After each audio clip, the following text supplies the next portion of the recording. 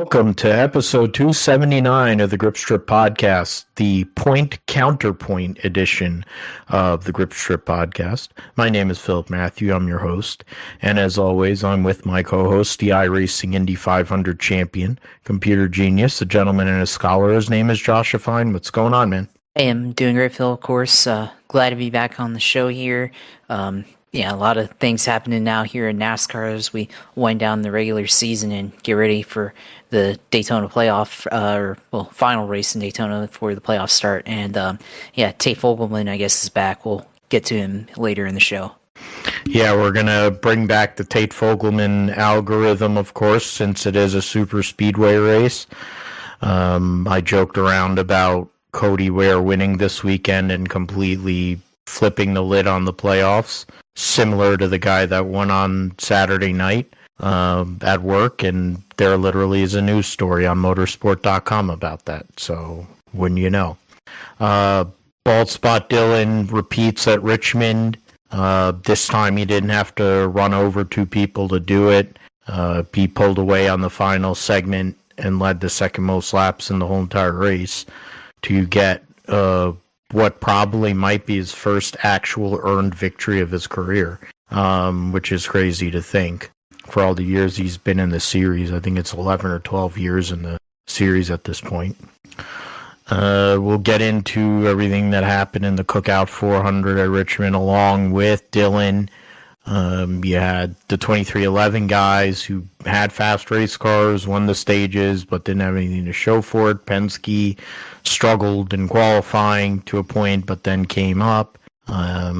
We have a little bit of intrigue on the points bubble, with RFK now on the outside looking in.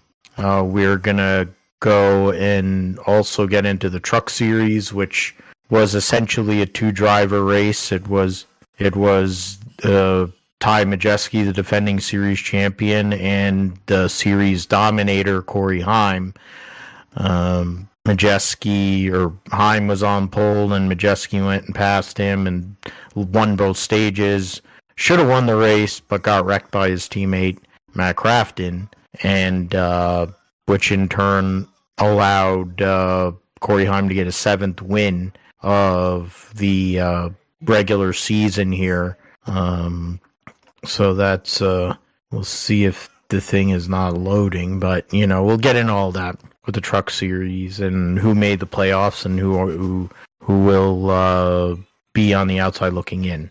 A few news items that we'll hit on in the world of NASCAR in all three series before NFL training camp, week 2 of the preseason. So essentially that dress rehearsal game of sorts, where a lot of the ones will play, or you would think the ones will play. The Niners were able to come through with a victory against the Raiders. Jake Moody not being absolute trash for once was nice. And then, of course, we'll get into and all the injuries that seem to be going on in the 49er land, which is regular. There's certain things you can bank on in the world of the 49ers, and one of those things is plenty of injuries. And Josh will talk about the Jags. We'll get into some fantasy talk. We didn't do our fantasy draft this past weekend due to plans or possible plans, logistics, and now it'll be in a couple of weeks. So more build up, a little bit more information that'll be readily available prior to getting to the regular season there. So we'll get into all of that. In the preseason, I just wanted to go and look at something there. Yeah, Jags tied. They're tied. Who did they tie? They tied with the Saints. With the Saints on, this past Sunday. weekend. Yeah, so we'll get into all that. The roundup, short and sweet. Moto 2 in Austria, and last week Hungary. This week NHRA was at Brainerd. next to last race before their regular season ends. Of course, the regular season ends at the Big Go, the U.S. Nationals. IMSA GT will be at Virginia International Raceway this weekend, and Indy Next will be at the Milwaukee Mile, which will lead into IndyCar Series racing at the Milwaukee Mile on Sunday afternoon. And then we'll make our picks and preview that race, the next to last, the penultimate race in the IndyCar season, and then Cup and Xfinity at Daytona, preview picks and the Tate Fogelman algorithm. Josh will let us know all things going on iRacing and also in the new NASCAR 25 game on the sim segment, and then we will call it a day.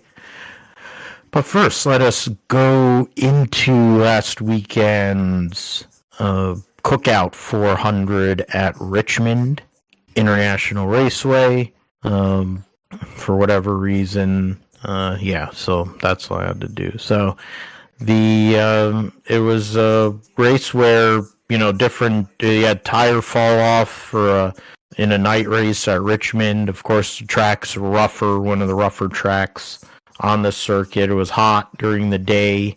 We didn't see I guess during the practice we saw it was during the day on Friday. And there was a little bit of fall off. Of course, they had limited sets of tires, only 8 sets of tires on pit road, plus the one set that they started with, so 9 total, which is different from years gone by, which has led to unique strategies because of long green flag runs that seem to be a part of Richmond or Iowa or whatever, those kind of short tracks, bigger short tracks. Splitting stages up to go and put fresh tires versus other drivers holding out to not take tires. An example of that was pole sitter Ryan Preece, who held out and stayed out for the whole first stage to while other people pitted. Didn't work out for him in regards to stage points. Then in stage 2, he was one of the first to pit. So it's interesting how that all worked out. And there was different strategies for different drivers. The 2311 guys were beneficiaries in Tyler Reddick in stage 1 getting the victory, and then in stage 2, Bubba Wallace getting the stage win. Bubba ended up leading the most laps in the race and maximizing his points for as much as he could given where he ended up. But in the end, it was Bald Spot Dylan who led a couple of times early in the race, once early in the race, and then for about 50 laps, around lap 240, and then was able to basically lead the last 49 laps and 48 laps there at the end. And Richard Boswell now is 2 for 2 in cookout races, since he won the Cookout Southern 500 with Chase Briscoe last year. And now, basically a year later, in a must-win scenario, gets Austin Dillon cross the line to a victory, and RCR actually will have representation in the playoff. Dillon had a good car. He actually drove well for as crap as he might be or has been for most of his career. This probably is the best run he's ever had to win a race. There's been a lot of questions about most of his victories over time, whether it's running over 2 people like he did last year in this race, whether it's running over Eric Almirola at the Daytona 500, fuel mileage at Charlotte to win the 600, One Groove Racetrack at Texas, and Tyler Reddick being told not to pass him. So that's three of his previous wins, right? And then I'm trying to remember where else the guy's won in his career, but either way, for Austin Dillon, It's his 6th career Cup Series victory. 2 at Richmond now, of course, Daytona and Charlotte, as I mentioned. I still am trying to remember it, but I'll look it up in a minute. But for Dylan, Josh, a big deal for him, big deal for that organization, an organization that's definitely taken steps backward in recent years, and now will have a chance to run in the playoff and get a little extra attention to their organization. And Dylan, who I think is a much better business person than he is a race car driver, gets to show that he might still have some semblance of driving ability. He did on Saturday, that was for sure. Yeah, absolutely. And yeah, I think the races that he did, one that you didn't mention there, Texas 2020, remember, on pit strategy there, and then clean air, and then Daytona in 2022 when everybody crashed because of the rain, and he got out of there ahead of everybody. But yeah, other than that, this race Saturday, I mean, it first looked like it was going to be a Toyota day with Bubba Wallace there, but then they kind of took themselves out of it with that last pit stop that they had, or not last pit stop, but on pit stop with about 85 laps ago. They the wheel nut didn't get secured completely on, and then the wheel fell off almost immediately when they stopped or pulled off pit road, and then Chase Briscoe, once again, pit crew on there to save the day for a fellow Toyota teammate there. That's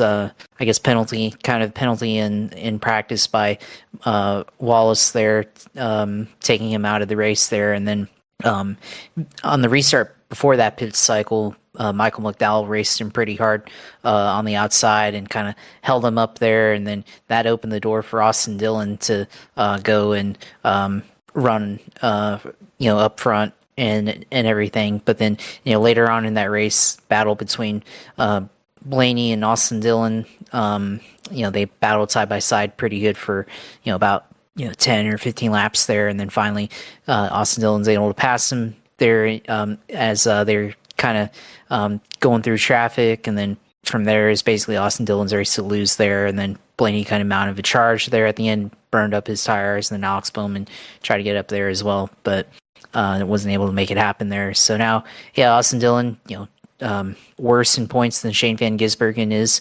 goes out and wins a race here. Of course, now that puts Tyler Reddick and puts Alex Bowman on the line there. So there's now a scenario where, say a guy like Cody Ware, we talked about the show here, like Cody Ware wins the race and gets into the playoffs, which I don't know what would happen after that. But then, the possibility of, like Alex Bowman or Tyler Reddick somehow get caught up in the big one, and one of them, because they're close enough in on points where they could, one could swap positions with the other. Well, could end up with Tyler Reddick being bumped out of the playoffs, after what's been a fairly decent season, even though they haven't won. And same for Alex Bowman, who has the second most top tens in the series right now, behind Kyle Larson there. So that's kind of where things are right now here. I mean, if it weren't for the playoffs, it'd just be like a regular, guy that's somehow just good at Richmond, like Kyle Petty good at Rockingham, like you mentioned offline back in the day. Johnny Benson winning at the also at the Rock, back in the day, for his first and only win, or Greg Biffle winning at Daytona for his first win there, which was otherwise not a really great season there. So, if we went back to full season standings or, full season points, like none of these wins would, it would only matter for the driver. It wouldn't like shake up the rest of the field here. And, this motorsports elimination thing that we have going on right now. Now you have to be concerned about, a guy like Cody Ware, who, it probably wouldn't happen, but, there could be a scenario we saw last year with Harrison Burton, knocking out drivers out of the playoff, knocking out Bubba Wallace out of the playoff last year. So we're help contributing to that there. So, that's kind of the focus there. And of course, people are talking about, they stole a setup from JGR and everything and all that. And I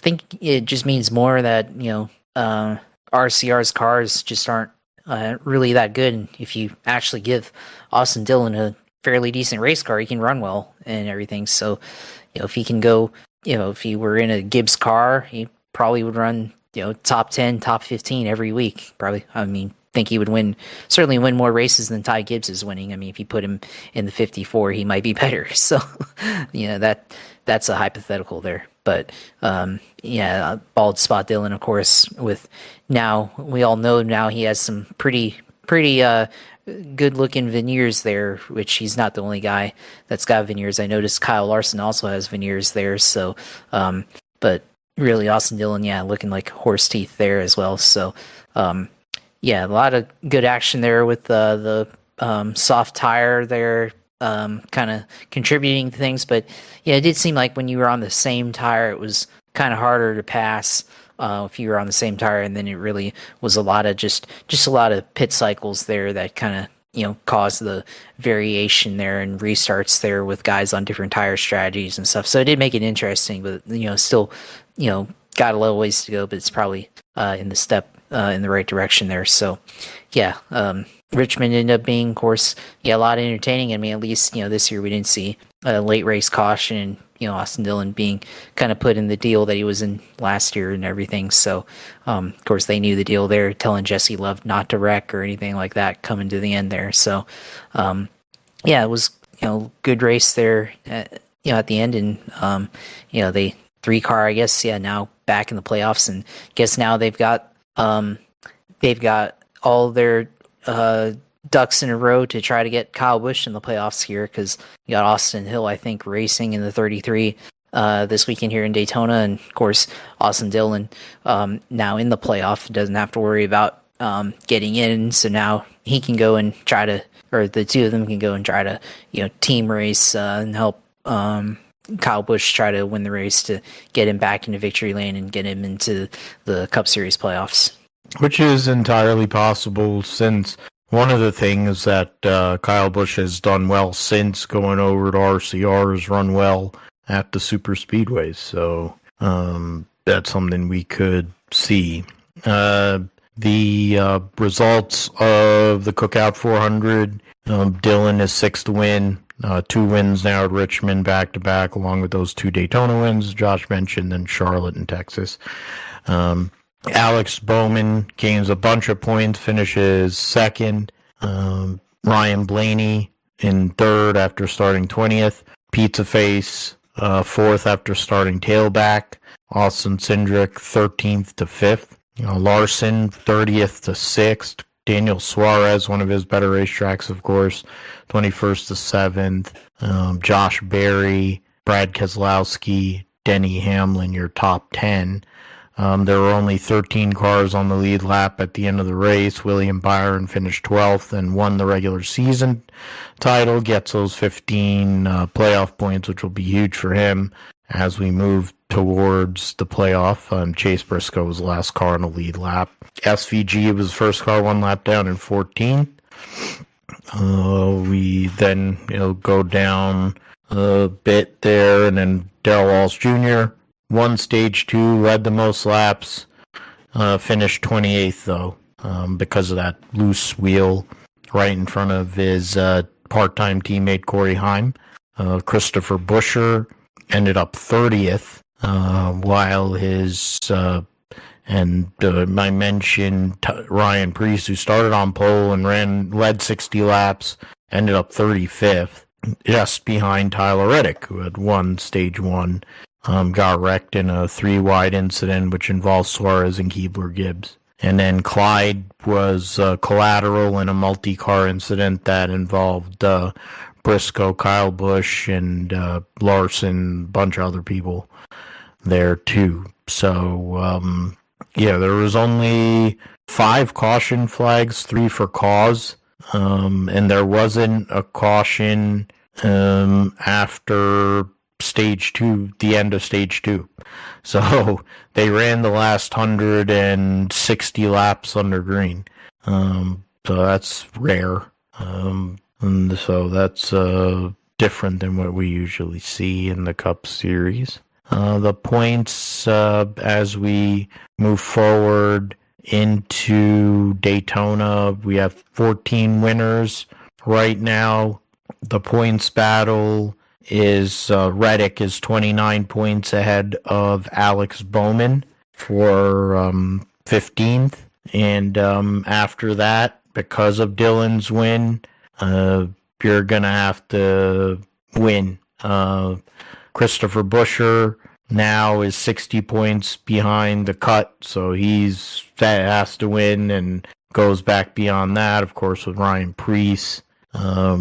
Right now, we're talking about 7th and 9th in points.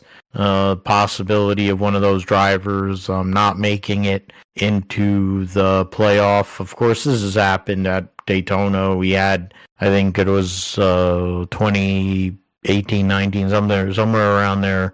I'm trying to remember.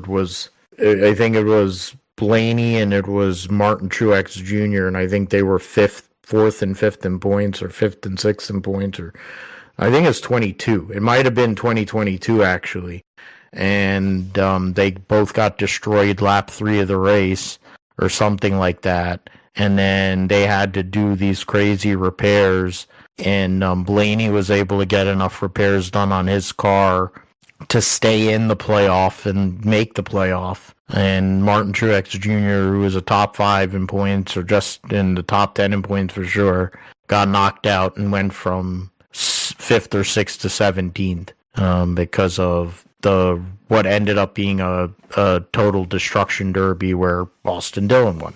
So interesting how things come full circle that way. We'll just go back. In terms of top 5 finishes, yeah, that's you have Bowman right now is second or 4th.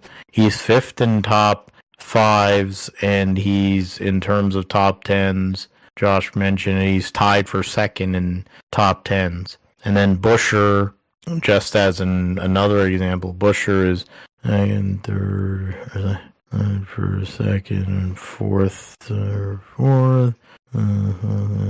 Tied for 7th in top 10s with Elliott and Briscoe. And then you look at, I'm trying to look for Tyler Reddick. He's had a quiet year, to be fair. He only has 5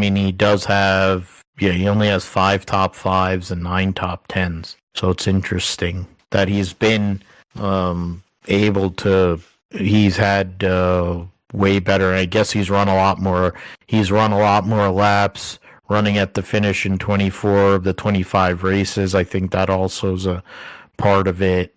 And lead lap finishes, so we will see what happens with that with the Cup Series, of course, at Daytona. We'll move over to the Truck Series, their last regular season race before moving towards the playoff. The Euro 250 at Richmond. I mentioned that race was essentially a 2-driver race, and it was. It was Ty Majeski, who started 2nd, led the most laps, won both stages, and then Corey Heim, who started on pole, finished 3rd in both stages, led 75 laps, and ended up with the victory. Heim with his 18th win of his career. I think it's his 7th win of the season. Yeah, I believe that's what it is, 7th win of the season. I can go and count it off quick here. 3, 4, 5, 6, 7, yeah. And he's won 3 of the last 4 races as well, 2 on road courses. So, 7 wins on the year, 18 wins for his truck career, which is pretty heady company, I think, he's getting into in terms of the all-time wins list within that series. Lane Riggs 3rd, Sammy Smith 4th, Corey LaJoie taking over the 77 truck for the rest of the season from 26th to 5th. Gio Ruggiero, who was sent tailback due to unapproved adjustments in his try to make the playoff, went from 35th to 6th. Jake Garcia, 7th. Ben Rhodes, his teammate, 8th, the former multi-time champion of this series. And Chandler Smith, 9th, and Caden Honeycutt in his first drive for the Halmar Friesen team, finished 10th. Ankrum, Eckes, and Eckes driving for McAnally again, and then Grant Infinger. Those are basically all the drivers that kind of had stage points, and you had Carson Quapple making a rare start driving for Robaugh in a second Robaugh truck, finished 15th. You had everybody from, there's only 13 trucks on the lead lap at the end of that race. Hemrick had issues. You had Frankie Muniz had problems. Doesn't even have a listing of a status there. You have, the other people there. You had Crafton, who was 3 laps down, but played a part in the end of the race. Nice Motorsports, which has been sold off now, and now they're going to be running 4 trucks for the rest of the year, but with various drivers, one of them being Andres Perez de Lara, Curry, Bailey Curry, and Matt Mills, and I think they'll have the 41 truck will be different drivers. That's Phil Gould's son, I think, was in it this past weekend. So, the real story was Ty Majeski dominated the race. I think he would have won this without getting run over by his teammate Matt Crafton. But Corey Heim, who didn't have as much luck earlier in the year, at times when he was dominating races, now has kind of been the beneficiary of some incidents and mistakes and stuff like that in recent races. And it's not like he didn't solidify what likely will be a championship 4 appearance, but he has so many points that he essentially could run 30th for, I think, at least the first round, and he'd still make it into the next round. And then probably would have to run about 20th, and then I think he still could make it to the final 4. But that's what you do when you win 7 times in the regular season. You get the playoff point bonus too for leading the point standings. You've earned that right. And now for Corey Heim, we don't know what his 2026 is going to look like, but he has as good of a shot as he's ever had to finally get that elusive Truck Series title. Yeah, we say elusive like he's been fighting it for ages, but he's only been in the series for a couple of years now. But at the same time, he's a driver that probably should have more than not having any Truck Series titles, right now. So, he's definitely been a driver that's been deserving of a championship in this series with the amount of wins that he's had throughout his entire career so far, and just the way that he's been running in the Truck Series now has 50 playoff points. So, we should expect him to make it to the championship 4 here in a couple months here. So, it's just for Corey Heim, it's just a matter of actually winning the championship here at Phoenix, and of course, another point in the playoff discussion, of course, with him, having won all these races, being so far ahead in the point standings that he's I guess should be somebody that we talk about having a really dominant year, 191 points ahead, but now he's only 39 ahead of Lane Riggs, so still almost a full race ahead of third place there. So it shows the kind of the playoff format and everything, the flaws, but at the same time, he's had quite a season so far, and you just have to think that he'll just continue to have these strokes of luck here throughout the playoffs to pad his lead as they go for the championship 4 there. So we'll just have to wait and see there. And then, of course, Ty Majeski, of course, on the other end of that stick here in this race, which, got spun out by his teammate. And then yesterday they announced that Matt Crafton will be retiring from the Truck Series here at the end of the year, and Ty Majeski will be moving into that truck next year. So funny how that looked on Saturday or on Friday night there. So yeah, now he goes out. He hasn't done anything in quite a few years here in the Truck Series, and yeah, now he's going out here and retiring at the end of the year, and yeah, he'll go out and just have the rest of his life there, and Ty Majeski get in that 88 car and probably drive it to a couple of wins that it hasn't seen in quite a few years there. So yeah, there's not really too much else to say about this race other than, I mean, that's pretty much the only noteworthy incident in that race, kind of changing the trajectory there of the ending there. So yeah, we'll just have to wait and see, and Corey Heim, how he does here in the playoffs, and if he can come through with that first title here and add to his resume here, as we'll see if he goes into the Cup Series with 2311 in the lawsuit, or if he's going to have to be loaned out here until they can get things sorted out with the charters and the amount of cars that 2311 could have in a given year. And that's something we're going to mention here shortly in regards to that whole lawsuit thing and what looks like Daytona trying to screw over 2311 and FRM by going and selling or expediting charters to other organizations that were willing to comply with their dictator-like contract. But yeah, I mean, for Corey Heim, 39-point lead going into the playoffs starting at Darlington, 65 playoff points, 7 race wins, 15 stage wins is insane. Lane Riggs and Chandler Smith are only separated by 7 points of teammates.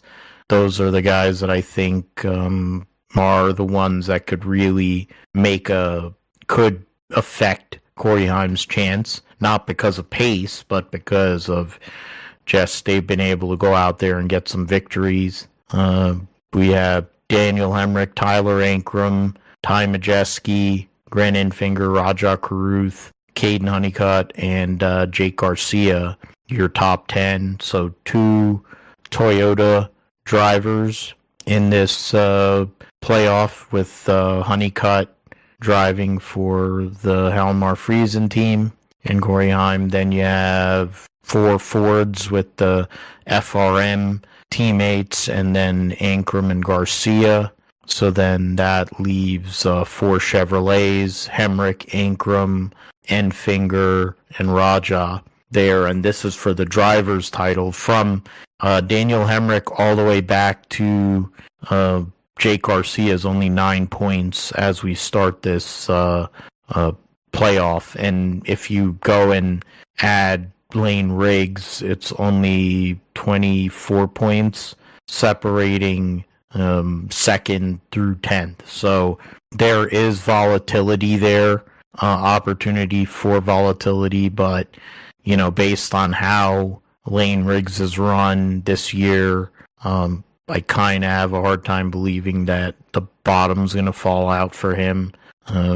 Chandler Smith's run okay, so I mean, we'll see what happens. The first round, getting through Darlington, I think will be big. If one of these drivers that are not in the top 3 go out there and get a win, kind of turns the screws a little bit, but we'll see what happens with that. In the Owners' Championship, right now, so there's difference in points there. It looks like 19, 98, 9. Oh, okay. So yeah, the Spire number 7 will be in the owner playoff, along with so the Nice truck just missed out then. Yeah, so the 45, the 13, the 45, which was in play to possibly make the playoff, of course, letting go of Honeycutt, threw that out. And then the 13, which is in the Drivers' Championship, will not be in the owners championship. So the two differences is or no, but yeah, there's only one, I guess, deviation in terms of the Spire number 7 is in in the 45 and the 13, yeah. So the 45 and the 13, the 45, which was going to be in the playoff, but and then the 13, which is in the drivers championship, and then the 7 Spire truck. So we'll see who they put in. Of course, in their case, the points from 4th on back in the owners championships, only 5 points separating those drivers, and then 21 points separating 2nd to 10th. So owners championship, there's a little bit more drama there with that situation, but we will see.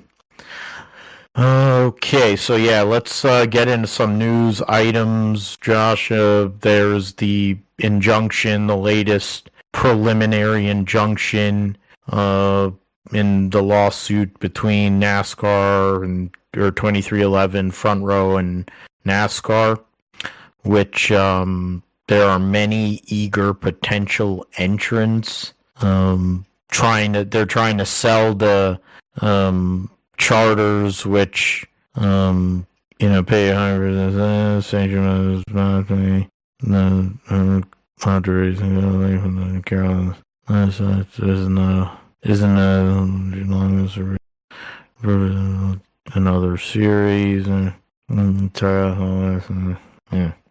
So now they're going and I guess the question would be with that, Josh, I mean, we've been talking about some of these teams, of course, Rick Ware, who's in a lawsuit with Legacy in regards to one of their charters, TJ Pusher trying to buy Rick Ware Racing, so there's that.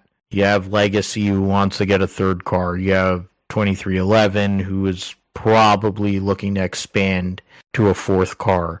Can they expand? No, they can't even expand to 4 cars, actually, because that's not allowed anymore. You can only run 3 cars full time, and you could run a 4th car as a part-time team. So that's interesting there. I caught myself on that because I was reading that with the the grandfathered in with Fat Felon's team and Gibbs, Reverend Gibbs' team. So you have RFK. I'm not sure what their situation is with the 60 charter.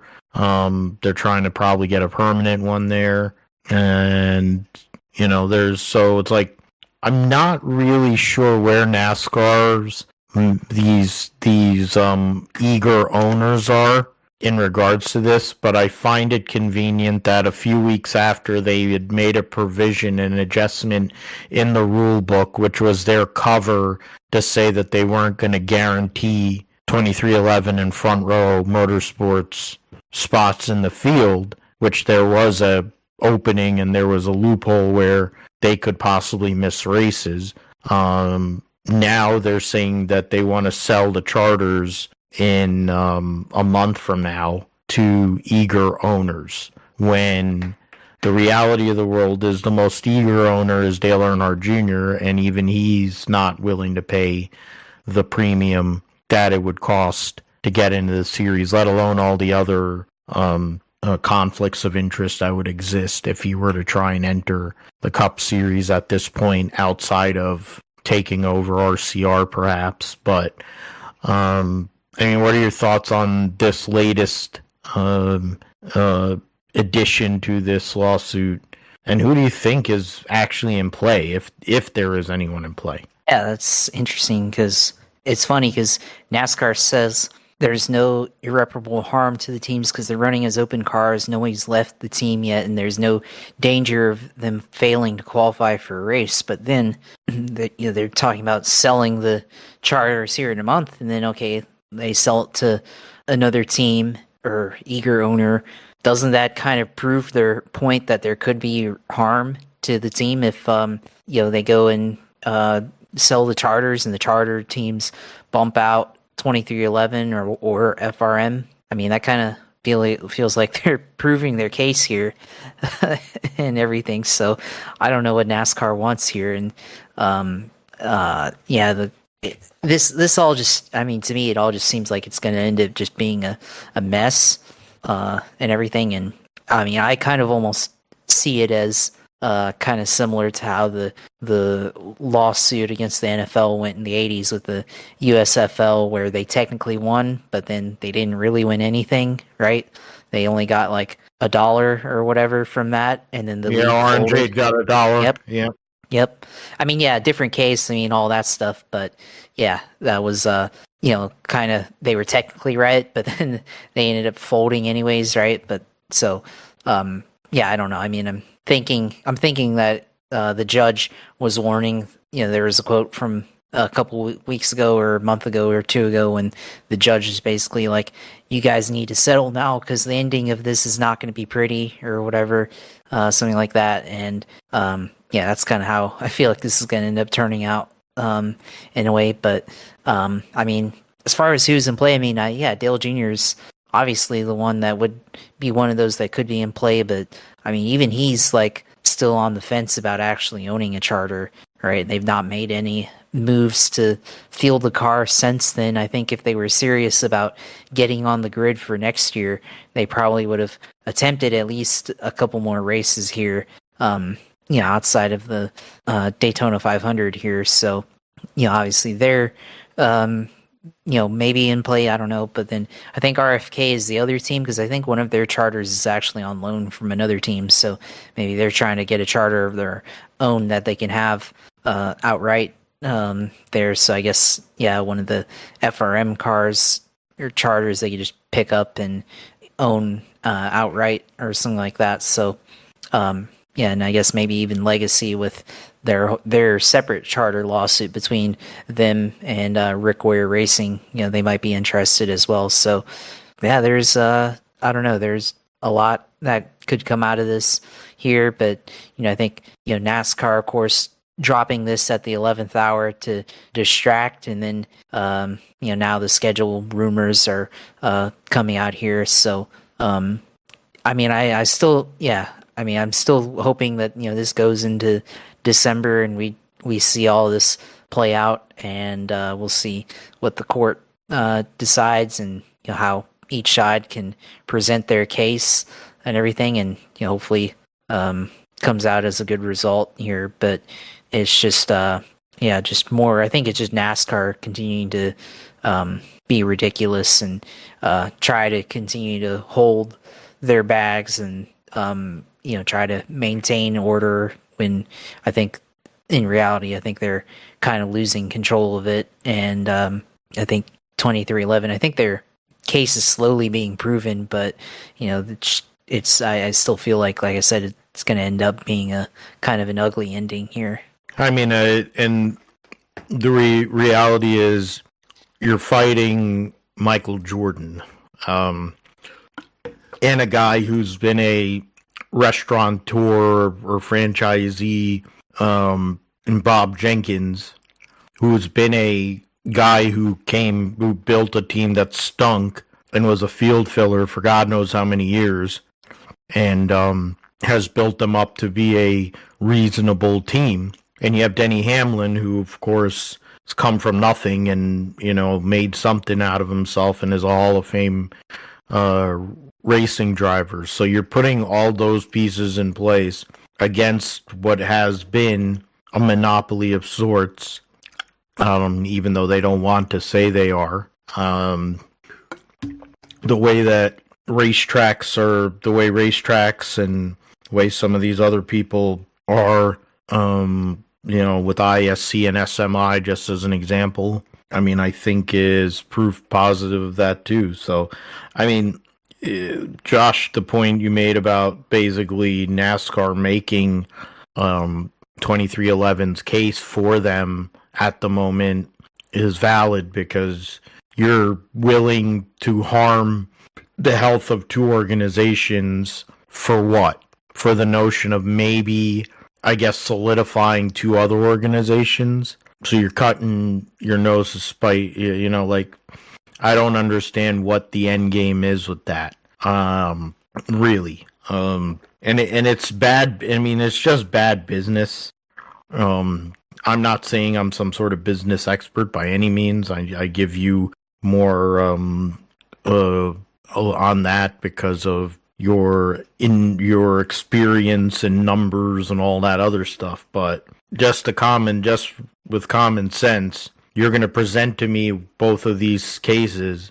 No matter how many different ways NASCAR wants to stall and move it around and change, they're changing language in the rule book. They're saying, oh, we're not going to harm the team, but literally a month after you say you're not going to harm starting spots, you're saying to people that we want to sell these charters in another month.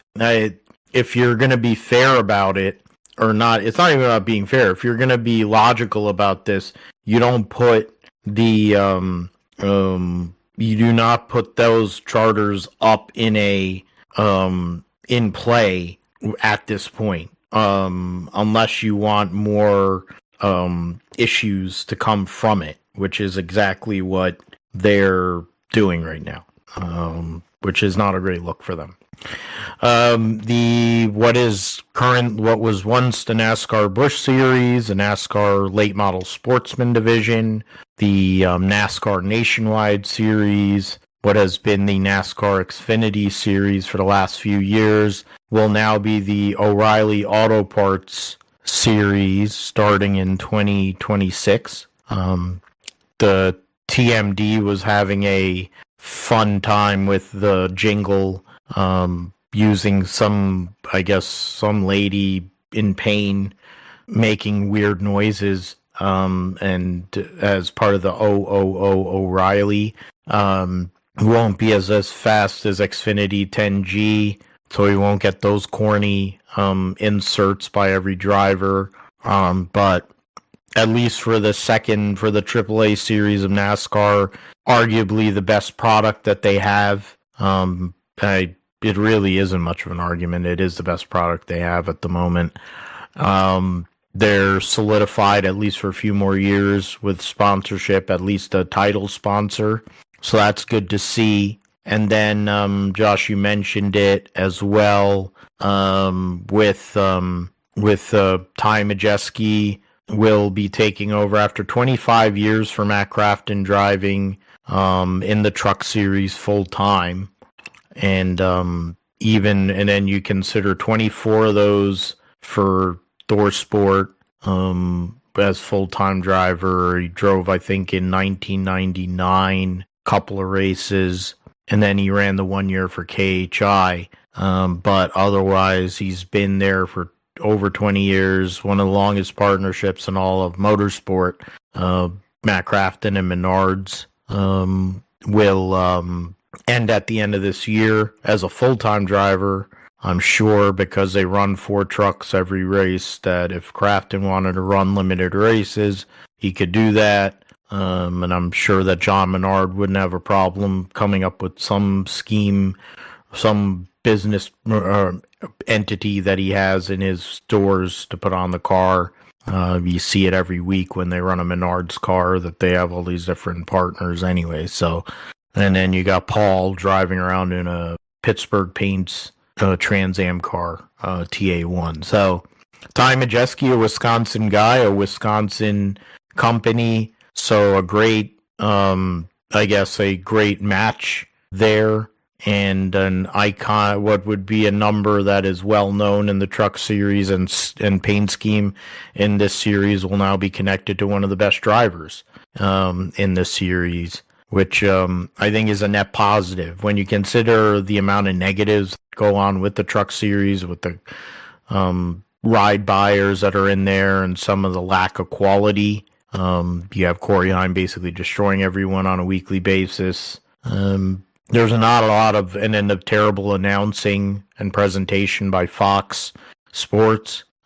Having this kind of news, I think, is a good thing for the Truck Series. Solidifying one of the flagship vehicles of the series with one of their best drivers is a positive there. And so those are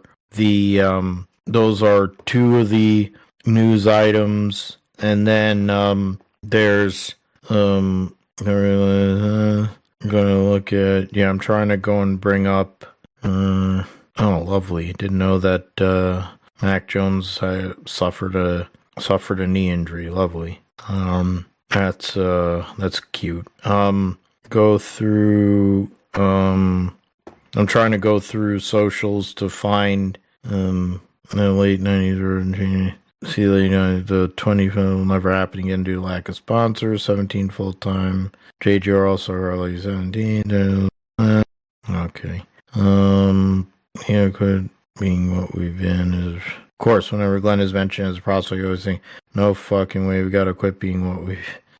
Yeah. Trying to go through here to look for the schedule here, or what the rumored schedule was. Things happening was fun. Yeah.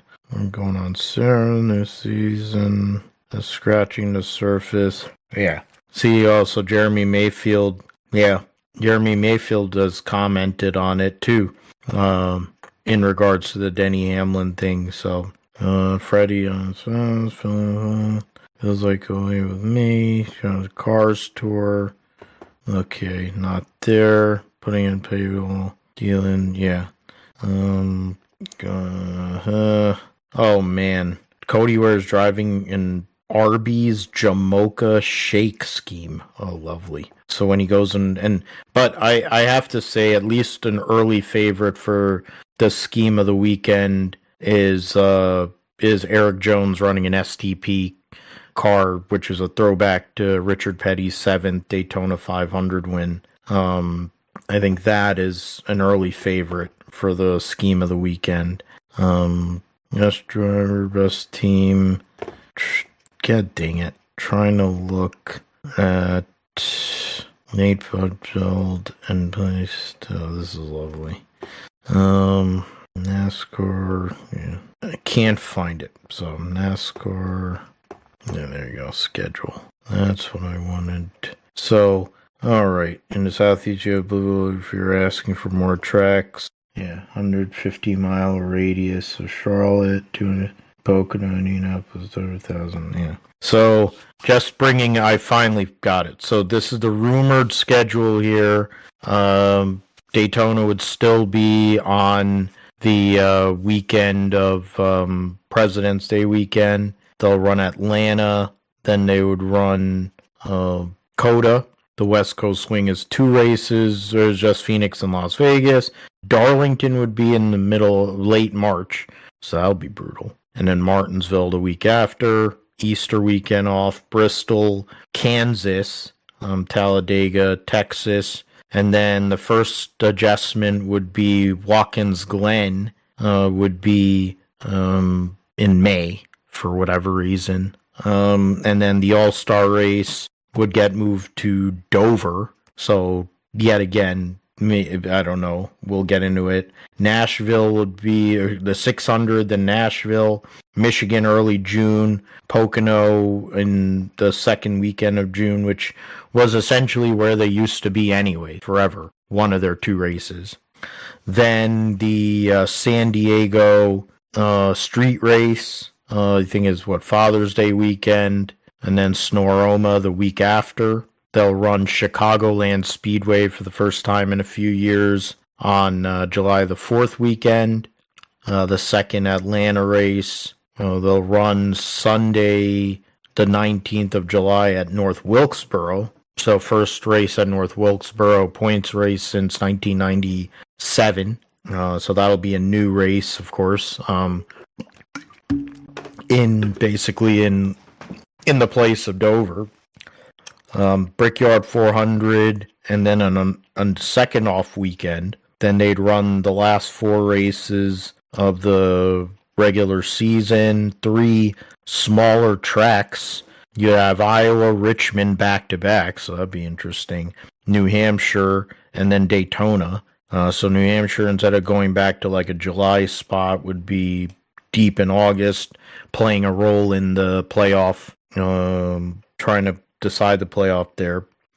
Darlington, Gateway, Bristol, round 1 after the Daytona finale. Kansas, Las Vegas, and Charlotte, round 2, which I think is probably they would be better off if they had done Kansas and like Phoenix and Charlotte, or Kansas, Talladega, and Charlotte with Vegas in the next round. But instead they have Phoenix, Talladega, and Martinsville, and then Homestead, of course, to end the season. So that's the rumored schedule. I know we were talking about it, that it really, in terms of climate, general temperatures around that time of year, that moving races in the Northeast out to May, early May, is probably not the most ideal scenario. If it's best case, you will have nice spring temperatures, and I don't think they're going to generally have a problem with getting a turnout at Watkins Glen.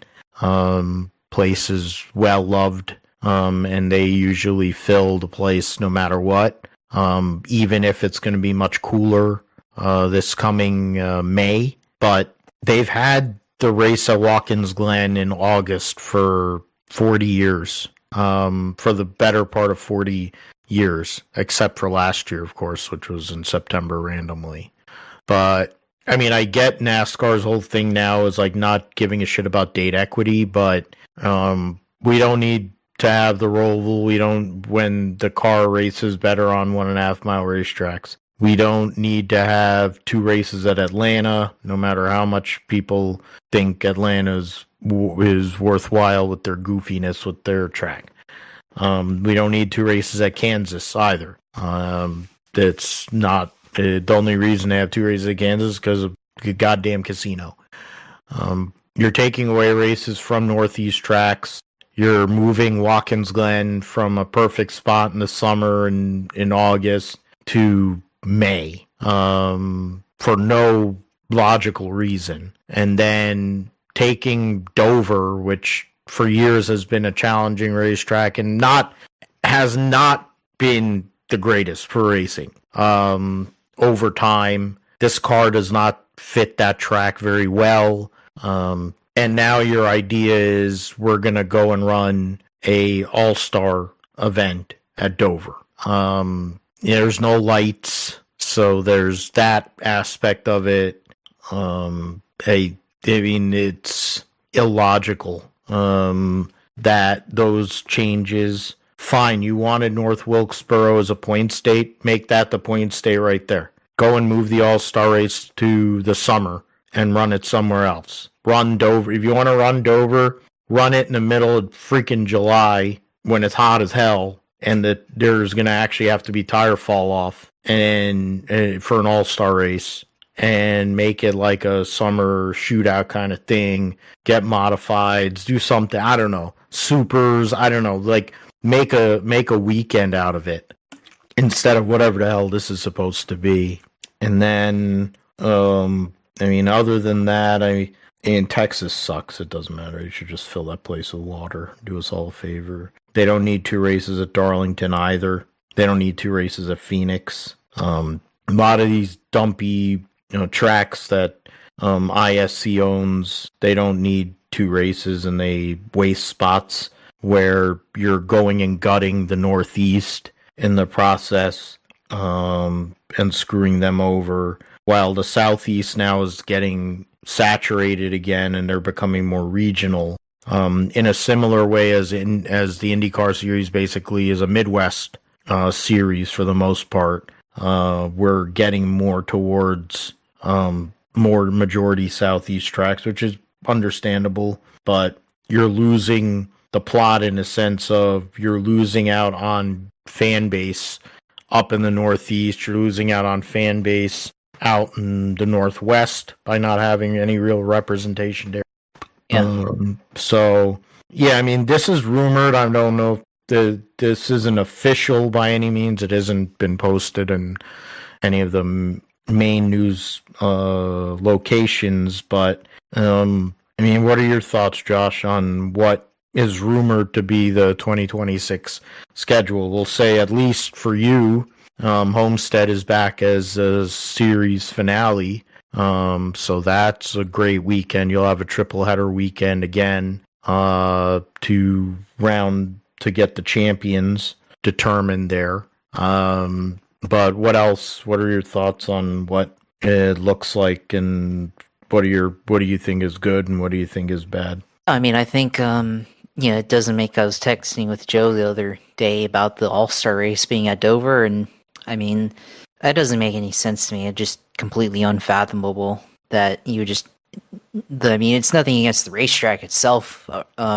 Running the event at that racetrack is just like, if you're having an all-star event, I just don't understand the location there, or anything like that. Like, I mean, why can't we just run the all-star race at Charlotte like we used to? You know, because that's where it actually races good to have a all-star type event at Charlotte, right? But now we're gonna go run.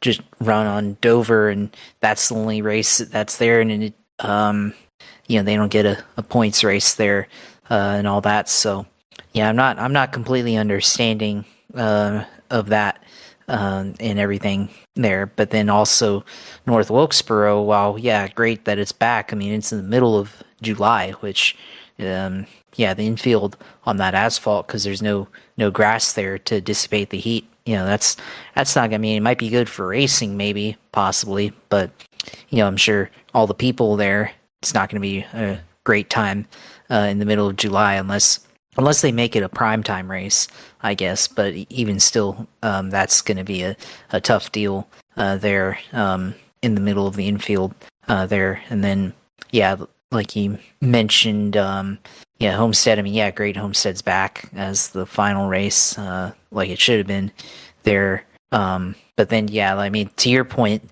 why do we go to so many places twice?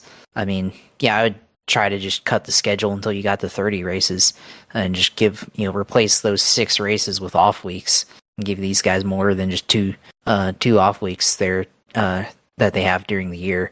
And some of this logistics, like round of 12, like Kansas, Vegas, like, why don't we just swap the Roval and Phoenix, right, and have the Roval or the Oval Charlotte to start off the round of 8, and have Phoenix be the end of for the round of 12, because that would just make a lot more sense travel wise there. And then even that, you could like flip Darlington and Bristol, possibly. Maybe they're too close together, I guess. But go Darlington, Bristol, and then Gateway, and then Kansas, Vegas, Phoenix, and then come back to North Carolina, come back to Martinsville and Talladega there, which then go to Homestead. Like, that makes a lot more sense logistically for the last 10 weeks of the year, right? Because then you have like a southern swing, and then you have go back out west, and then you go back kind of down south again and then eventually make your way to Florida there. So, I mean, I don't know. That's my criticism there of that schedule and everything. And I agree with you. Like, we don't need to go to Atlanta twice. I mean, dare I say we don't need to go to Bristol twice there, because the spring race is kind of just doesn't matter anymore at this point. We probably don't even need to go to Las Vegas two times during the year either. We don't need to go to Talladega. I mean, I would just cut the spring Talladega race and just leave the one in the fall, right? I mean, I think the only tracks that you probably are acceptable to go twice are Daytona and Charlotte there. So that's how I view it. And then we don't need to go to Kansas twice, I guess, even though Kansas does have good racing there. So I agree with there, and try to eliminate some of these double dates there and everything. And then maybe you have better attendance overall at Kansas if there's only one event there, because that spring race was pretty pathetic in terms of crowd from some points of view there. So Yeah, and you don't have to go to Phoenix twice either. So, yeah, I mean, try to get down to 30 races, and then yeah, get rid of the Charlotte Roval. Just go back to the oval there. I mean, I mean, yeah, I get going to San Diego, but I mean, we can honestly do without it. I mean, it's cool and everything. It'll be awesome as an event, but I mean, we don't really need to be going to there. Other than the sake of going there, like it, in terms of the schedule and everything, and road courses, like probably, I mean, to me, I think 4 to 5 road course events is okay, but I think we do have a little too much on the schedule right now in terms of road racing there. Although, as far as Watkins Glen goes, I guess the one angle there that you could maybe say might be good for the race itself is, depending on how cold it gets on Mother's Day in Watkins Glen. I don't know, maybe we have what we had at Bristol last year, with the tires lasting and chunking basically the whole event. Maybe that happens at Watkins Glen, and we see the equivalent of that at Watkins Glen. So, which I guess maybe that makes it more entertaining after this year's Watkins Glen event not being all that entertaining here. Although I think that was just because SVG just dominated the hell out of that race. So, yeah, that's kind of my thought on the schedule and everything. Yeah, so yeah, we'll see how next year goes and all that. But yeah, there's a lot. I mean, it's okay as a schedule, but yeah, I think a lot of it, logistically doesn't make a lot of sense there, with the date switching and stuff. Like, yeah, Watkins Glen should just always be in August, right? Same as Pocono and Michigan should be in June, and Sonoma I think is okay. I mean, we talk about putting Sonoma when the grass is green in May, but I mean, I'm okay with it being in June because it's always been in June, right? So, yeah, that should just how it should just be. And then Chicagoland is back, so be interesting to see how the next gen races at Chicagoland, and how can the with all the tire wear and stuff, how that play a factor, and how that race looks like with what we've seen from next gen racing on mile and a halfs and its history. So I guess that's a positive there. But yeah, there's some things like, and there's a lot of things to dislike with the schedule here that's rumored to be released here, I guess the next couple days, and what is essentially the unofficial release coming out today. Yeah, and we'll find out and let you know, and we'll discuss in more detail once it is confirmed with the schedule for the Cup Series. And I mean, we talked about the Majeski Crafton thing, fact they get together, or Crafton runs them over, and then 2 days later they're saying he's being put into retirement. It's funny how that worked. And then O'Reilly Auto's coming in at a time when they're talking about Advance having issues with their health as a company. You had AutoZone around, but as well. But yeah, O'Reilly, it seems like I guess they're growing more and they're expanding their reach, or they're trying to. So by going and being a national series sponsor, it's a big deal. And then when you consider they have the contract with the CW, with the Xfinity Series exclusive, and the broadcast that they put out there, and the broadcast production that they put out for a good amount of the year is very high quality. So there is that. We'll move on to the NFL this past week. Yeah, I mean, for the Niners, they played in Las Vegas. It was a lot of field goals, and there was for Brock Purdy, played a couple of drives and was getting the ball out to Ricky Pearsall, and he was also getting the ball out to he was getting the ball quick, and he was feeling good about his things, even though the offensive line is not like amazing, but get through. They get that victory. They were down 13-10 at the half, tied 13, and then three field goals in the fourth quarter to get the job done. There were no touchdowns after the second quarter. PD, those stats. So yeah, Mac Jones got hurt, but was 13 for 16 for $135 and a pick. Brock Purdy 5 for 7, 66 yards, and then Gus Bradley's kid is the third quarterback at the moment, or was this past week. Keyshawn Vaughn was the leading runner. Kiner, who I think got hurt, had a couple of runs there. Robbie Anderson had 92 yards on 5 receptions. Demarcus Robinson, 3 for 44. Ricky Pearsall, 3 for 42.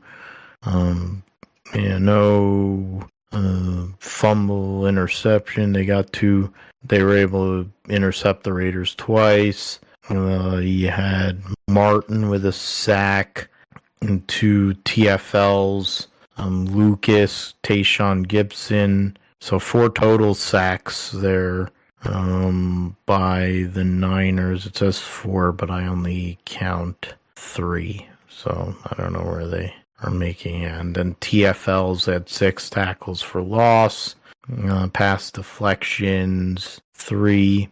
So, I mean, defense played okay. Kick returns, whatever. Moody 5 for 6 with a long of 59. They didn't punt the whole entire game. Wow. Okay.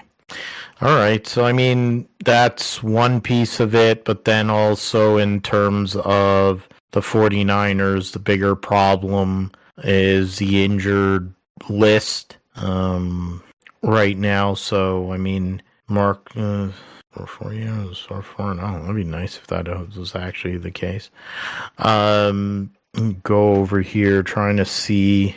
That's showing active. Yeah, so need to sort it. I want it sorted. Injured reserve. So yeah, Andre Dillard, Taron Jackson, Patrick Taylor now is on injured reserve, and then Trent Taylor, and then they cut a few of those guys as well. So right now, yeah, I mean, that's where we stand. I mean, we're having issues with injuries. We seem to always have that problem, which disgusts me.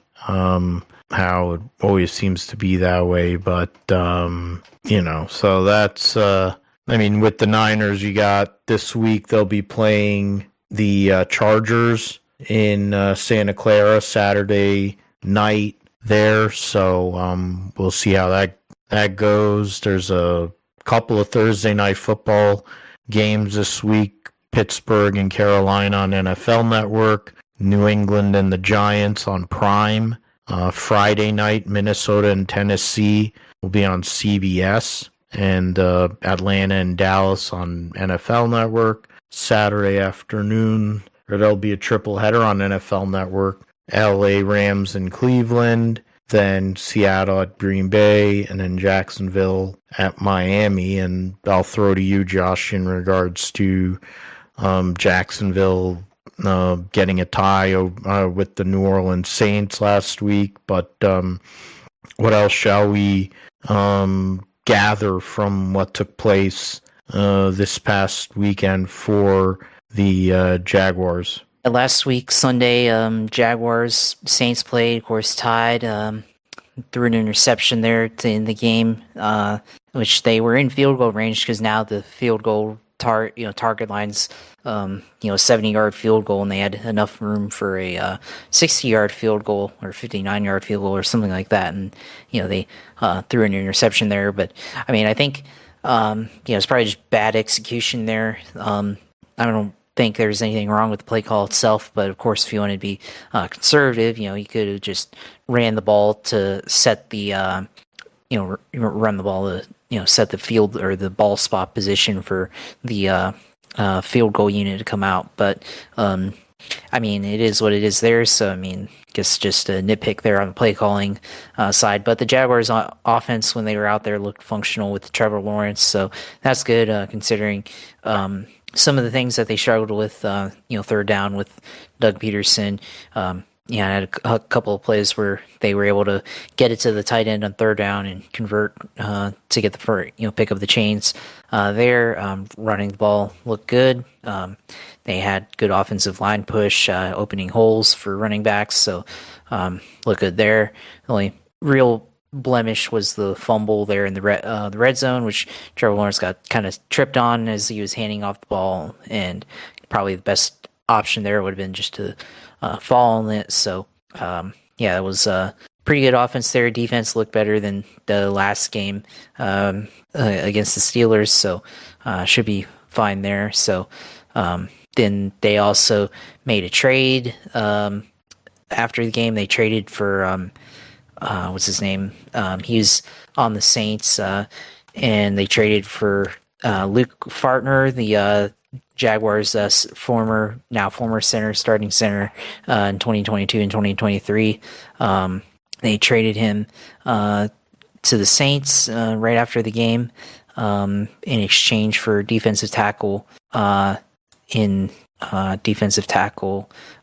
Kalen Saunders, who, of course, notable for pulling an interception on Monday Night Football a couple years ago. So that was, get a guy like that that can intercept the ball in addition to being a defensive tackle. I guess that's pretty good there. So should be a good fit for Jacksonville. Obviously, needed him.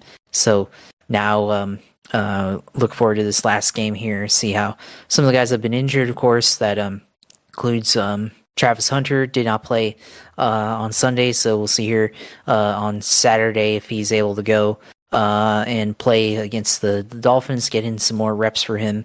We'll see if he has more opportunities on defense to play there, and as well as Tyson Campbell, who was held out of this game here, so on Sunday against the Saints. So things are looking good. We'll see how the roster looks like in a couple weeks, if they decide to make any more moves or anything like that. And I guess starting to get final touches here on what looks like will be the 2025 season here on the roster here for the Jags. Yeah, and in terms of the fantasy football side of things, we're gonna move the draft back to Labor Day weekend. Due to some personal things for me, and also for some of the other members of the league, it works out better. We were going to draft, and I was kind of wishing I was drafting on Sunday, to be fair. I was really bored on Sunday, but I guess it happened. It all happens for a reason, so we'll be done with the preseason, of course. There'll be a week of, I guess, practice or whatever, and then players or a few days left of practice after that, and then they will be sent on their way and get some time off before the regular season starts there, and so it'll be closer to the season starting, so might change some players that get drafted or where certain players get drafted. Of course, injuries and all will also make play a part in that. And then I also, in the other two leagues, we're in that dynasty, and that's a slow draft, so Vic kind of handles that because it's I don't have the bandwidth for the dynasty league, I guess, but I hired somebody that does, and he likes doing that. It gets him away from daddy duty in a sense. And in the Nipper Fantasy League, the one that I've won 4 times, that one will be on Labor Day Monday, that draft. So I'll have drafts back-to-back days. I'll be on, I don't know how much sleep when I'm drafting on Sunday, but we'll be there accordingly for that draft. We will move on to the roundup here. So Moto 2 raced this past weekend at the Red Fool Ring, and this week they'll be at Balaton Park in Hungary. before they take a couple of weeks off and race in Catalunya. And they'll race back-to-back weeks, Catalunya and San Marino. The race and the results of the Austrian Grand Prix for Moto 2. Morera gets the victory and then follows that up. Diogo Morera, the Brazilian, and follows that up with the news that he's going to be moving up to MotoGP next year to race for the LCR Honda team. Holgado, Celestino Vietti, your podium. No points after the victory for Joe Roberts, not classified. And so unfortunate for him, loses out on that. And then the standings now heading into the race in Hungary. Gonzalez, no point score. Now it becomes a 19-point lead for him over Aaron Canet. Morera's first point score, getting that victory in the last 3 races, moves to within 16 points of second. Roberts with no points there, 4 points behind his teammate in Marcos Ramirez for 10th, and then 14 points out of 8th, 20 out of 7th. So that's where that is at. The NHRA ran at Brainerd this past weekend, and trying to bring that up, Mission Foods Drag Racing Series, and the results there will go to, that's a 4-wide, so they do have a 4-wide national, and it'll be at Charlotte. So the in Pro Stock, it was Greg Anderson. He got the Too Fast, Too Tasty challenge also, so good weekend for him. In Funny Car, Austin Prock won on Sunday. His teammate Jack Beckman won Too Fast, Too Tasty challenge. Then Doug Coletta in Top Fuel won on Sunday, but his teammate Sean Langdon won the Too Fast, Too Tasty challenge on Saturday. So the ladders for Top Fuel, Doug Coletta got a bye in the second round after beating Terry Totten in the first. Beats Billy Torrance, who had beaten Tony Stewart in the second round. And then Coletta gets Clay Milliken, who smoked the tires on the hit, and 367, 338.77 miles an hour for Doug Coletta. Brittany Force lost to Clay Milliken, who had a faster elapsed time and a little faster reaction time. Force had beaten Sean Langdon in the second round, actually. So there, Jordan Vandergriff coming back, driving the Sean Reed car, qualified third, lost in the second round. And then, Brittany Force had run 341.2 in the qualifying earlier in the weekend. Austin Prock beats J.R. Todd, who beat number 1 qualifier Jack Beckman in the semifinals. J.R. Todd also beat Ron Capps and Paul Lee. Austin Prock from the number 2 spot beat Jim Campbell and Matt Hagan, who blew up in the second round. Chad Green, who beat his son Hunter, who was the number 3 qualifier. And then, Austin Prock gets the victory there. And then in Pro Stock Car, Greg Anderson beats his teammate Dallas Glenn. What a shocker. Anderson beats Chris Vang, who red lit. Then Eric Latino, who's dead late, his business partner there, and Aaron Stanfield in the semifinals before beating Dallas Glenn in the final. Glenn, who was the number 2 qualifier, beat Fernando Quadra on a red light. Jed Coughlin also red lit. And then Glenn beats Eric Enders in a really tight race there in the semifinal. the standings heading into Indianapolis. Currently, it says Antron Brown has not clinched a spot. I think that has to be a misprint because Brittany Force only is 2 points ahead of him. But the top 5, it says, have clinched spots in the playoff at the moment. Sean Reed, of course, didn't run because of his injury, so I'm not sure how that all works. But yeah, so top 5, Langdon, Tony Stewart, 45 points back, Doug Coletta, 51 points back. So that's really where the championship battle is right there. The 2 Coletta cars and then Tony. Justin Ashey, 133 points back, Force and Antron Brown a little further back, but then they get to zero out the points and get themselves right back into the mix. In funny car, Brock, Beckman, and Hagen are all locked in. Once you get into, I think, qualifying, Ron Capps, Paul Lee, J.R. Todd will probably be solid. And then you'll have a little bit more of a sweat out from Daniel Wilkerson on. Alexis DeJoria, Bob Tasca, Cruz Pendragon, and Chad Green are separated by 6 points, which is insane. So that'll be a interesting battle to look at the U.S. Nationals with 1.5 points and those qualifying points and the like in 5 sessions.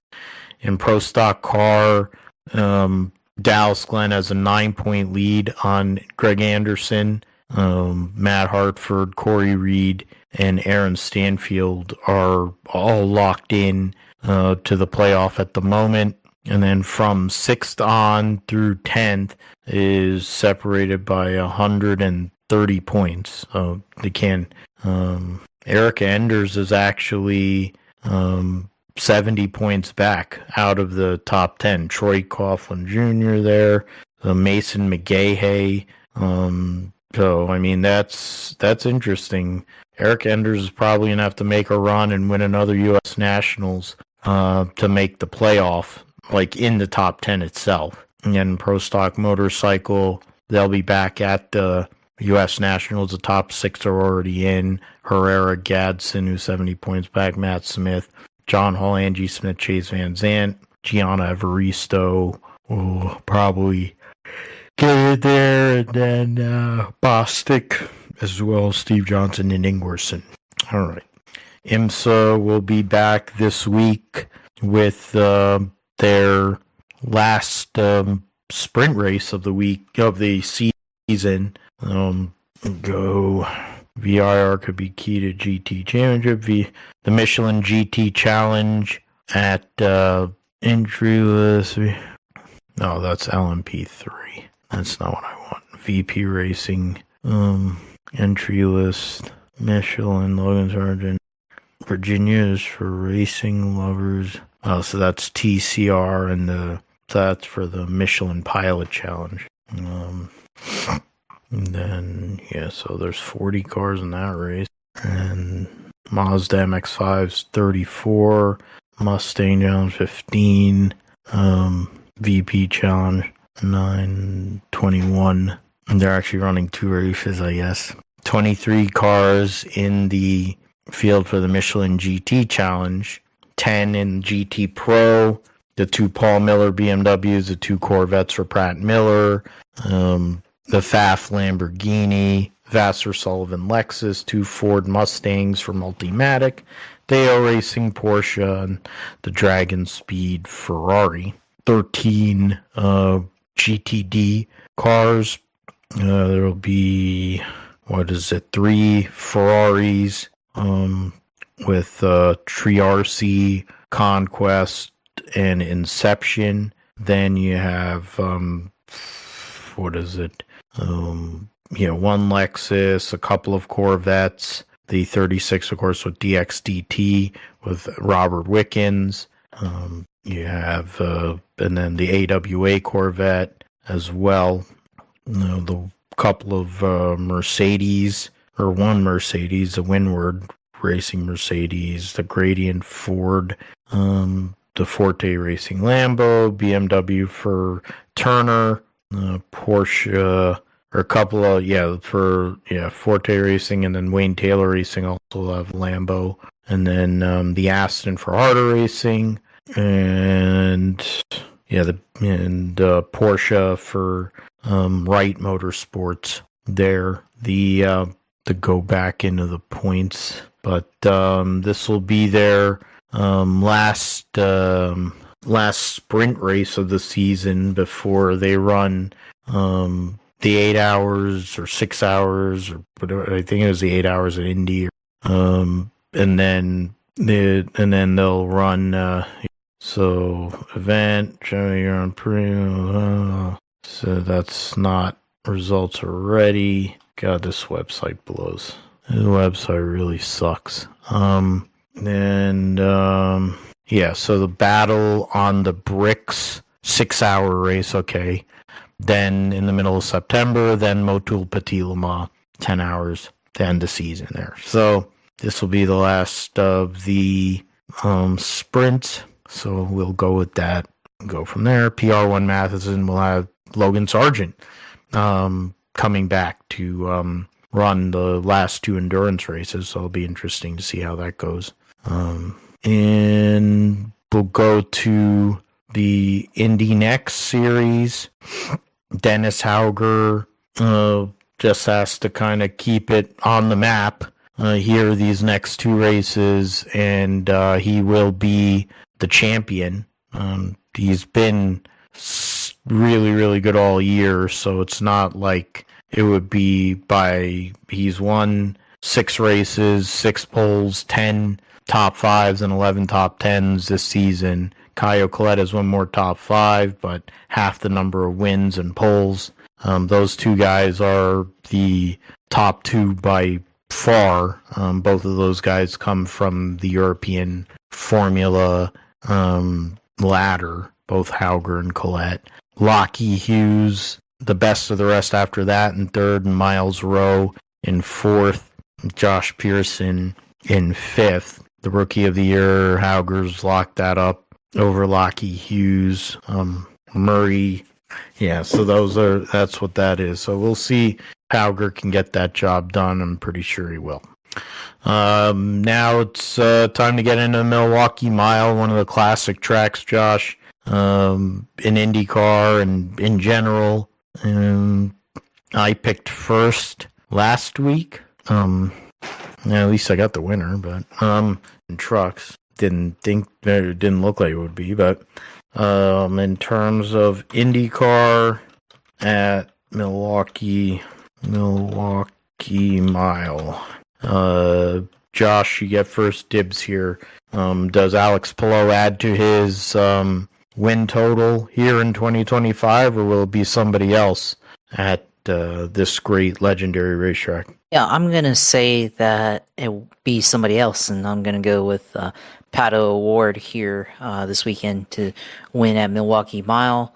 And then my wild card, Connor Daly, of course, had a good run here at this race, or in the second day of this race here last year. And part of the reason why he is driving for Junko Sollinger is because of the result he had at Milwaukee last year for Connor Daly. So we'll see if he can replicate that result this weekend. For me, my choice to win the race this weekend will be I'll go with Scott Dixon. Scott Dixon. There's really no other explanation. He's only had 1 win this year, so would be good for him to go out there and get another one before the year ends. My wild card choice, because what does he get to go? My wild card pick will be. I swear I've picked Newgarden, I think, as my wild card almost every race, because he's had such a bad year.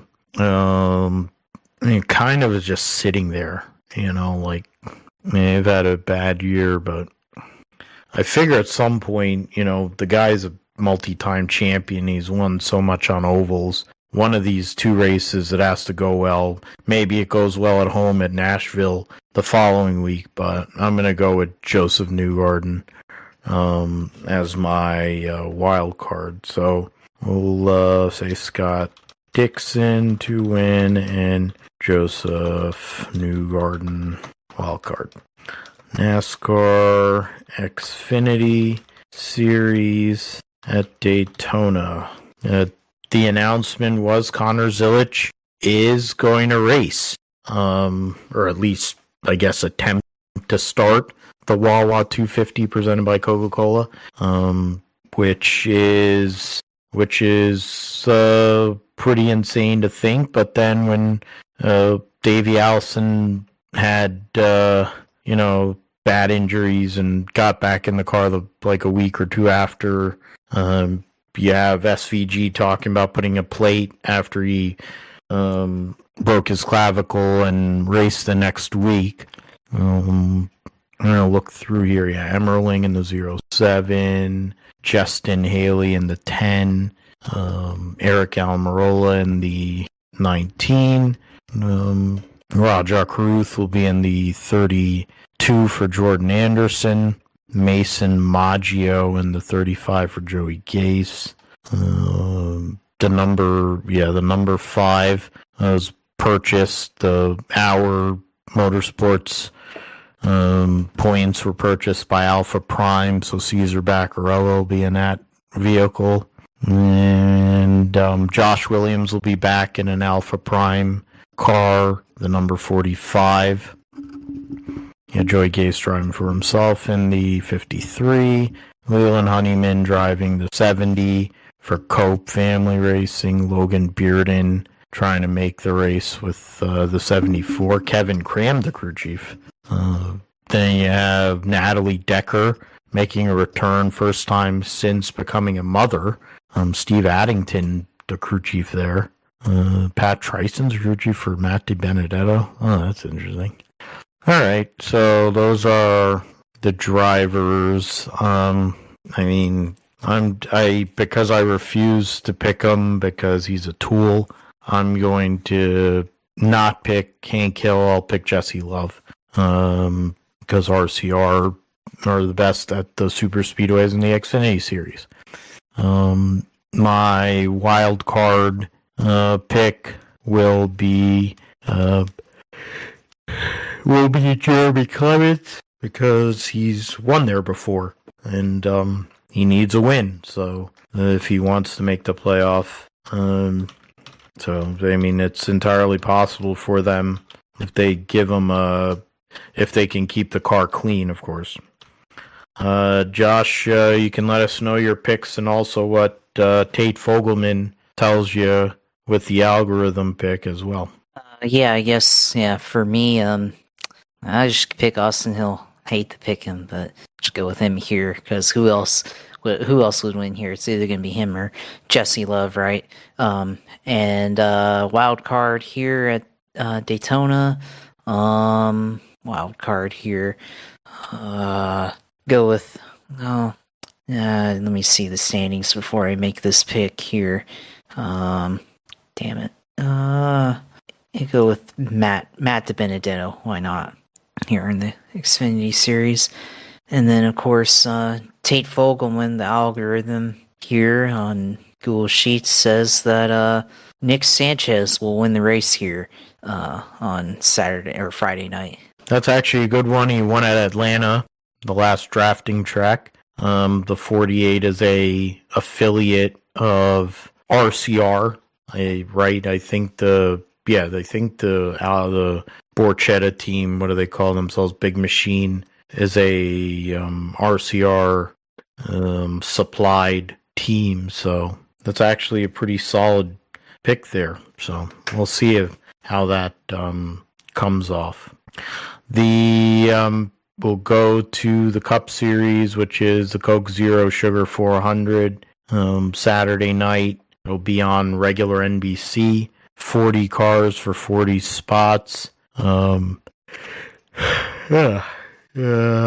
Get into so then see something. Denny Hamlin will be driving a King's Hawaiian car this weekend. Barry and Dex Imaging. Columbia camo scheme for Bubba. Hank Hill will be driving the 33 for RCR. Eric Jones is running that SDP car, as I mentioned. Joey Gase driving the 44 for NY Racing. Mentioned Cody Ware earlier. Casey Mears driving for Garage 66. BJ McLeod driving his own number 78. And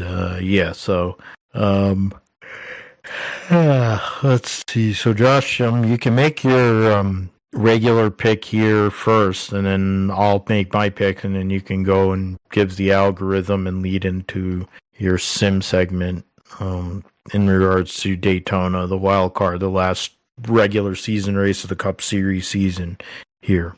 Yeah, I'm going to go pick Brad Keselowski here to win his way into the playoffs and eliminate either Alex Bowman or Tyler Reddick here.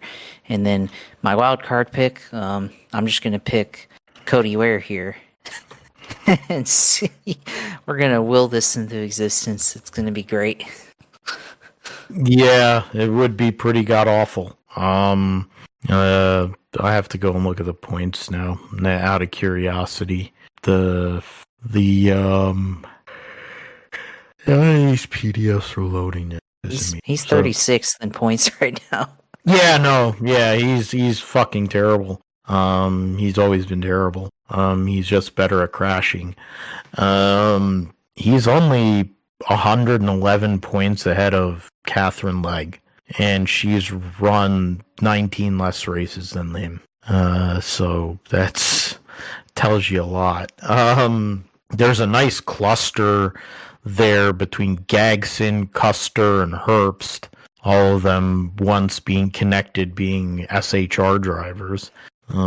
Custer only has one Cup win. Herbst and Gagson both are daddy's money ride buyers. I just don't see it. I think, you know what? Yeah, that'll be my wild card. Will be Cole Custer. I'll just do that. That's a first, picking the wild card before you pick the actual driver. My pick to win, you pick Brad. That's a good one. I will go with, you know what? The nostalgia got me. I'm going to go with Eric Jones. Why not? It's an SDP car at Daytona. It's Mr. The King's 43. He needs a win. They've been making progress. They run well on super speedways. Eric Jones has won this race before in the past. He's also won the Bud Shootout there in the past. So he's plenty capable. And of course, they're going to Darlington the following week, which he's won the Southern 500 twice. So, so Eric Jones is my pick for the win. And my wild card is Cole Custer. So we'll do that Jones boy to win and cold custard wild card. What does the Tate Fogelman algorithm tell us, Josh? The algorithm says that Kyle Busch is going to win this race here. So you picked Kyle. You were talking about Kyle Busch earlier. I might need to make some adjustments here because now I'm starting to get a little worried that's knowing too much. Maybe not. Because you're talking about you had Sanchez who won the last drafting race. You have Kyle Busch, who since joining RCR a couple of years ago has been pretty good at these plate races. So would have to backdoor his way in. So we've picked all three examples of picked drivers I need to win to get in there. Josh, a lot going on in the world of iRacing and also NASCAR 25. Let us know what's going on. And yeah, of course. We'll start off. Obviously, we'll start off with NASCAR 25. Of course, today they released some screenshots of the game, screenshots of Cup Series, Xfinity Series, and trucks, and the Arkham Menards series here. Which, yeah, they look good. I mean, there's no gameplay clips yet. The game releasing a little over a month from now, October 14th here. So we've only gotten a couple of screenshots, and I think the only like game video was like the announcement with I think they had William Byron run or William Byron car run Bristol for like a 2-second clip there. So yeah, official gameplay screenshots here. Xfinity running at Homestead, and yeah, I mean it looks very similar to iRacing here, honestly. And I mean, you can tell it's not iRacing, but at least from the graphic engine, the track layout and everything, I mean, it looks very similar to what iRacing's latest scan was earlier this year. Yeah, it looks like or not Xfinity, but Arkham Menards at Watkins Glen, based on the way the cars are turning. You can see like a clip of the not clip, but like it's a piece of the curbing at Watkins Glen looks like that. There, got the Cup Series at Charlotte here running there, and the same iRacing skin, and then you've got the Truck Series at Texas here.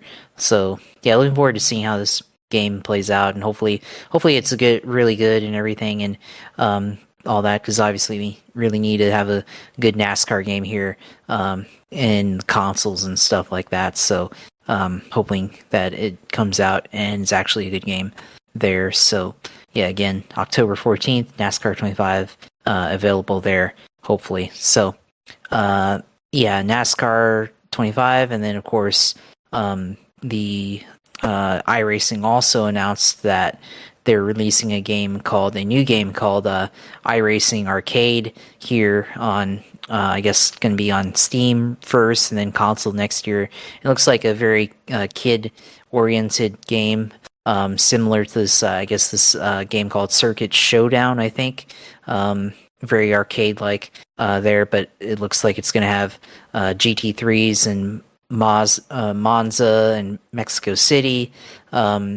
Looking like it's going to have like a Porsche 911 GT3. So yeah, that should be kind of interesting to see that. Let me see here. iRacing. Yeah, let me look at that. Community highlights. No, that's not what I want. New. Yeah, the iRacing arcade game. I mean, looks like it should be interesting here.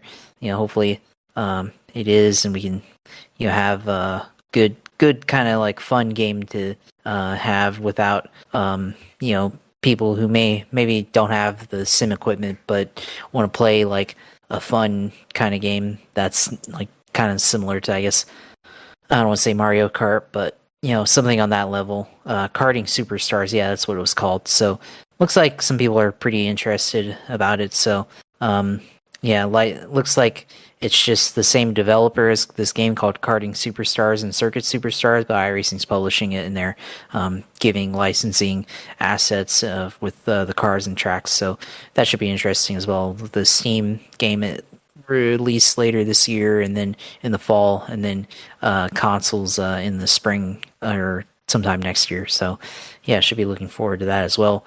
And of course, regular iRacing stuff here. NASCAR iRacing series at Daytona, fixed and open all week, throughout the week on there, of course. And then, yeah, Xfinity as well, racing there at Daytona. And then you've got Truck Series racing at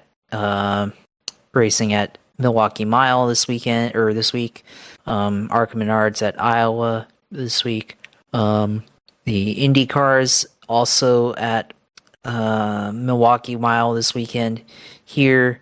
The Indy Fixed Oval Series actually running at Kentucky. I don't know why they wouldn't put it at Milwaukee Mile, but anyway, yeah, I've got that. Gen 4 Cup at Michigan. Then let's see, 87, that's the other series. Where is that at? At New Hampshire there. MX5, Virginia International Raceway, Toyota GR Cup, Mugello, production car sim challenge at the Auto Club Speedway Road Course. May that track rest in peace.